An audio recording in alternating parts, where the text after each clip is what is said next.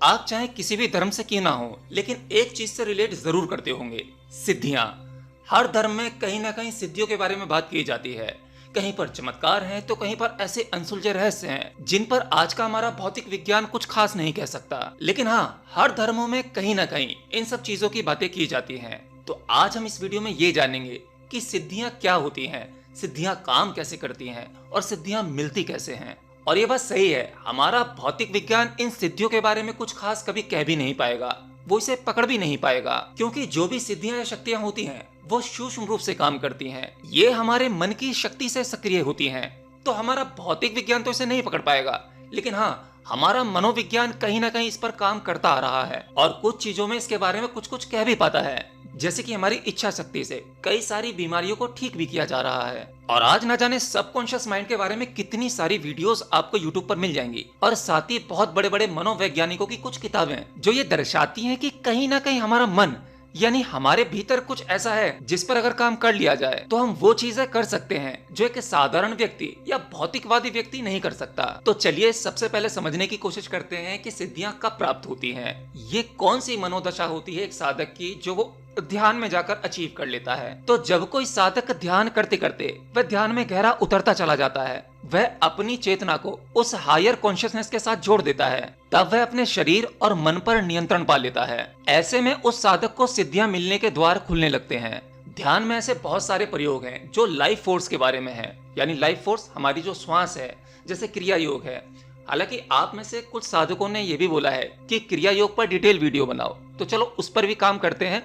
क्रिया योग पर एक डिटेल वीडियो आ जाएगा। तो जो कोई साधक अपनी लाइफ फोर्स पर काम करता है, लाइफ फोर्स वो ऊर्जा जो सबके भीतर मौजूद है, तो जब वह ऊर्जा उसकी सुषुम्ना नाड़ी से बहने लगती है, जिससे उसके शक्ति बिंदु सक्रिय हो जाते हैं। अब शक्ति बिंदु आप समझ ही गए होंगे मैं किसकी बात कर रहा हूँ, हमारे 7 चक्र। और ये 7 चक्र जब ही सक्रिय होते हैं जब लाइफ फोर्स बीच वाली नाड़ी अर्थात सुषुम्ना नाड़ी से बहने लगती है। आमतौर पर ईड़ा नाड़ी और पिंगला नाड़ी से बहती है। दोनों नाड़ियों से बराबर फोर्स एक साथ नहीं बहती, किसी में कम किसी में ज्यादा होती है। ये एक सामान्य व्यक्ति की प्रक्रिया है। सामान्य व्यक्ति ऐसे ही सांस लेता है, परंतु एक साधक जब वो अपनी साधना में गहरा उतर जाता है तब वो अपनी लाइफ फोर्स उस ऊर्जा को सुषुम्ना नाड़ी से चालू कर लेता है, जिससे वह अपने भीतर मौजूद वो जो शक्ति बिंदु हैं, वो जो चक्र हैं, उन्हें सक्रिय कर लेता है। और फिर उसके भीतर वह संभावना सक्रिय हो जाती है जिससे कि वह चमत्कार जैसी कुछ चीजें कर लेता है। हालांकि मेरी नजरों में इसे चमत्कार कहना गलत होगा, क्योंकि कहीं ना कहीं ये भी एक प्रकार का विज्ञान है जो आपके भीतर मनोदशा में कहीं सूक्ष्म विज्ञान है। भौतिक विज्ञान को तो हम थोड़ा बहुत समझते ही हैं, जो कि भौतिक नियमों के अधीन बंधा हुआ है, लेकिन हमारा मनोविज्ञान हमारे मन की गहरी परतों में जैसे जैसे हम भीतर जाते हैं, अपने सब कॉन्शियस माइंड, अपने अवचेतन मन तक पहुंच जाते हैं, तो उसकी कोई सीमा नहीं है, उसकी शक्तियों की कोई सीमा नहीं है। इसलिए हमारा ये कॉन्शियस माइंड यानी जो ऊपरी मन है, उस पर आसानी से भरोसा भी नहीं कर पाता कि ऐसा भी कुछ संभव हो सकता है। देखिए, ये जो पूरा जगत आप देख रहे हैं, जो दृश्यमान है, ये चेतना का ही खेल है। ये चेतना ही है जो भौतिक रूप में प्रकट हुई है। मैं भी चेतना हूँ, आप भी चेतना हो, और ये जो प्रकट संसार है, ये जो जगत है, ये आपको सत्य प्रतीत होता है, परंतु ये माया है, स्वप्न है। इसके बारे में मैंने पहले भी आपको कई बार बताया है। आपने शायद बहुत सारी सिद्धियों के बारे में सुना होगा, आपने कुछ फिल्मों में, सीरियल्स में देखा होगा जो हमारे रामायण काल या महाभारत काल में हुए थे। उस समय जो भी घटनाएं हुई थी, जो भी किताबों में वर्णित है, उन सभी घटनाओं को हम फिल्मों या सीरियल्स के माध्यम से दर्शाने की कोशिश करते हैं कि कुछ ऐसा हुआ होगा। ये खाली हमारे समझाने के लिए है। जरूरी नहीं जो हम टीवी में देखते हैं या सीरियल्स में देखते हैं वो कुछ वैसा ही हुआ होगा कि ऐसे हाथ करा तो कुछ प्रकट हो गया, या फिर कुछ हाथों से शक्तियां निकल रही हैं। नहीं, ये हमें समझाने के लिए है, जिससे हमारे भीतर इंटरेस्ट पैदा हो और वो चीज हमें अच्छी लगे। ये शक्तियां निकलती हुई दिखाई नहीं देती, क्योंकि हमारी भौतिक आंखें इन सबको देखने के लिए उपयुक्त नहीं है, इसलिए केवल दिखाने के लिए है। अब उदाहरण के लिए एक सिद्धि के बारे में आपने सुना होगा, लघिमा सिद्धि। जब एक योगी लघिमा सिद्धि को साध लेता है तब वह हवा में तैर सकता है। तब वह ऐसे में पृथ्वी के गुरुत्वाकर्षण के नियम को नहीं तोड़ता, बल्कि वह अपनी चेतना को उस स्तर पर ले जाता है जहाँ वह भौतिक नियमों को नियंत्रित कर सकता है। ऐसे एक सिद्धि है दूर श्रवण सिद्धि। ऐसे में एक योगी समय और स्थान की सीमाओं को पार कर जाता है, क्योंकि उसकी चेतना उस अखंड चेतना के साथ एक हो जाती है, जहाँ पर प्रेजेंट, पास्ट, फ्यूचर एक साथ मौजूद होता है। इसलिए वह एक ही समय में 2 जगह पर मौजूद हो सकता है, क्योंकि वह अपने भीतर इन सभी नियमों को समझ लेता है। और वो माया जो ईश्वर ने रची है, वह भी इसी प्रकार की माया को रच सकता है,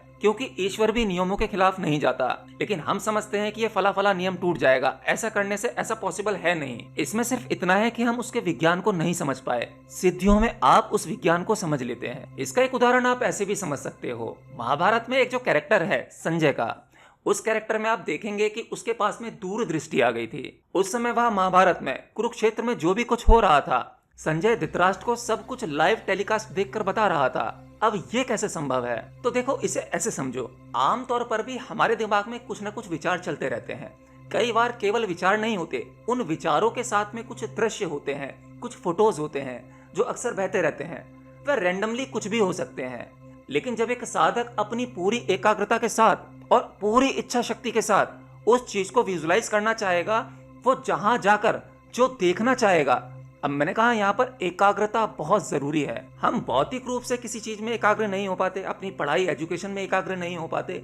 ये तो मैं बहुत गहरी बात कह रहा हूँ। तो जब कोई अपनी मनोदशा को इस स्तर पर लाकर खड़ा कर देता है कि वह इतना एकाग्र हो जाए और अपनी इच्छा शक्ति को इतना स्ट्रांग, इतना मजबूत कर ले, तब वो एक जगह यहाँ बैठकर कहीं का भी दृश्य पूरा लाइव देख सकता है।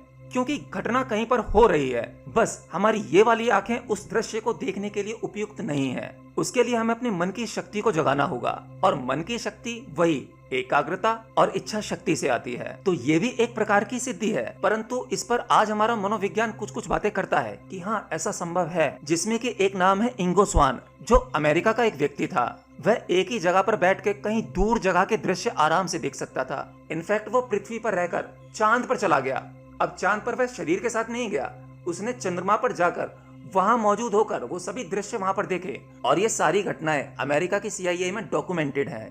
चाहे तो आप गूगल कर देख सकते हो। अब सिद्धियां तो ठीक हैं, आजकल मेरे पास में बहुत सारे कमेंट आते हैं कि वो सिद्धियां प्राप्त करना चाहते हैं। तो मैं ये कहना चाहता हूँ कि सिद्धियां आध्यात्मिक साधना का लक्ष्य नहीं है। सिद्धियां एक साधक के लिए केवल खिलौना मात्र है जो उसका ध्यान भटकाने का कार्य करती है। सिद्धियां केवल इस बात का संकेत है कि साधक ने परीक्षा पास कर ली है, अब उसे उसी कक्षा में रहने की आवश्यकता नहीं है। उसे आगे बढ़ना होगा, आगे की शिक्षा पर ध्यान देना होगा। और हम भी तो यही करते हैं। जब एक क्लास पास कर जाते हैं तो जो पिछली क्लास में हमने पढ़ा था वो बुक्स दोबारा उठाकर नहीं पढ़ते। तो एक साधक को अपनी आगे की शिक्षाओं पर ध्यान देना चाहिए। जैसे जैसे उसकी साधना गहरी होती जाती है, उसे स्वयं को पता लगता जाता है कि वह एक पड़ाव पार कर चुका है। अब वहाँ उसे वहाँ रुकना नहीं होता, बस वो आगे बढ़े और उस परमात्मा के साथ एक होने का प्रयास करे। जैसे ही कोई साधक अपनी सिद्धियों के प्रति आसक्त हो जाता है, उनसे आसक्ति रख लेता है, उसमें रस लेने लगता है, तो समझो वह परीक्षा में फेल हो गया, उसका आध्यात्मिक विकास रुक गया। तो एक सच्चा साधक कभी रुकता नहीं है, वह आगे गति करता है। और हाँ, एक सच्चे साधक के जीवन में सिद्धियां स्वाभाविक रूप से आ ही जाती हैं। तो सिद्धियों की खोज में समय बर्बाद मत करो,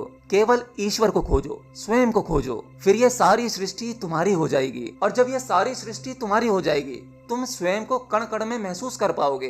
तो फिर ये सिद्धियां तुम्हारे लिए क्या है? मिट्टी मात्र हैं। और अगर सिद्धियां मिल भी जाएं, तो कभी भी सिद्धियों का उपयोग अपने व्यक्तिगत लाभ के लिए या प्रदर्शन के लिए नहीं करना चाहिए। वैसे मैंने इसमें एग्जाम्पल के लिए 2 ही सिद्धियों के बारे में बताया है। बाकी मैंने एक वीडियो और बनाया है जिसमें मैंने 16 की 16 सिद्धियों के बारे में डिटेल में बात की है।